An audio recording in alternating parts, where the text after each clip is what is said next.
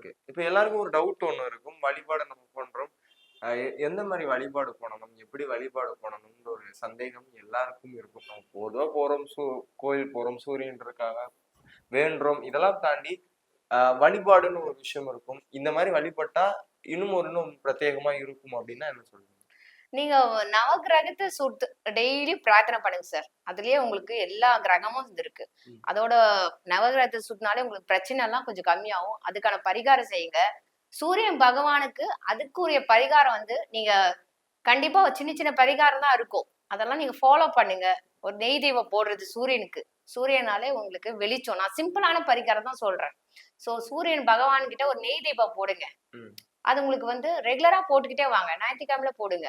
ம். உங்களுக்கு பெஸ்ட்டா வந்து உங்களுக்கு கண்டிப்பா ரிசல்ட் கிடைக்கும். ஓகே. அத நீங்க ஒரு வாட்டி போடுறீங்க, பலன் கிடைக்கல அப்படி கிடையாது. நீங்க தொடர்ந்து போடுங்க.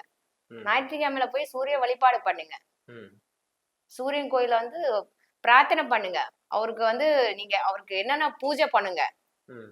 இதெல்லாம் பண்ணுங்க. நவகிரகத்த பூஜை பண்ணுங்க.